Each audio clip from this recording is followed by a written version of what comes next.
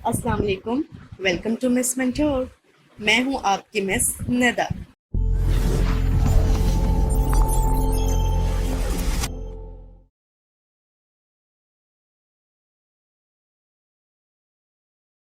Welcome back. तो आइए आज की वीडियो शुरू करते हैं। आज की वीडियो मेरी इंग्लिश से रिलेटेड है और लेसन है मेरा लेसन नंबर 4।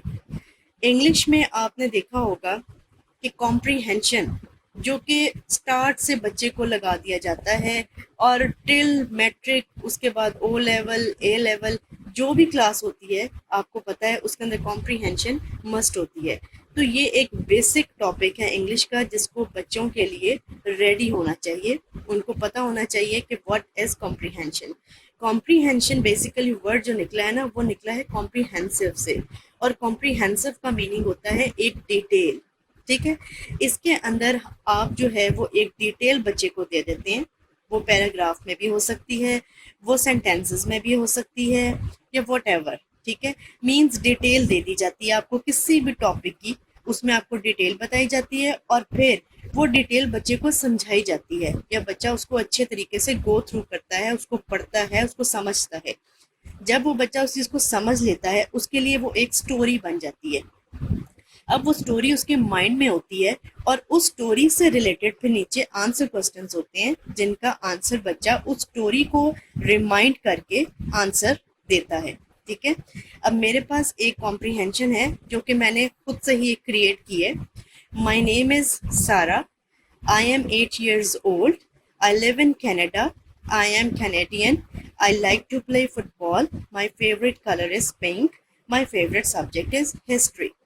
ठीक है, ये अब एक डिटेल है। आप सबसे पहले, आपका ये बीइंग अ टीचर, आपका काम है कि आप बच्चे को इस कॉम्प्रीहेंशन की ट्रांसलेशन बताएं। ठीक है, क्योंकि छोटे बच्चे होते हैं, समटाइम्स बच्चों को समझ आती है क्योंकि सीधे सीधे से सेंटेंसेस होते हैं, लेकिन फिर भी आपने बच्चे को पहले इसको उर्दू में ट्रांसलेट करना है। मेरा नाम सारा है। मैं 8 साल की हूँ। मैं कनाडा में रहती हूँ। I am Canadian. मैं कैनेडियन कहलाती हूँ। I like to play football. मुझे फुटबॉल खेलना बहुत पसंद है।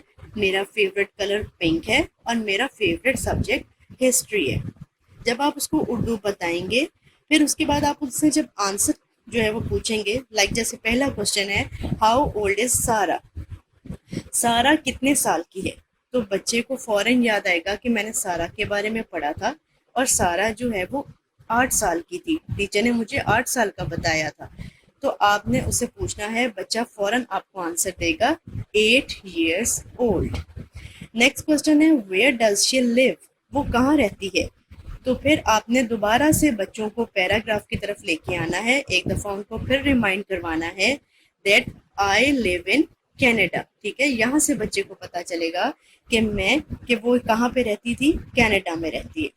What is her favourite colour. उसका फेवरेट कलर कौन सा था?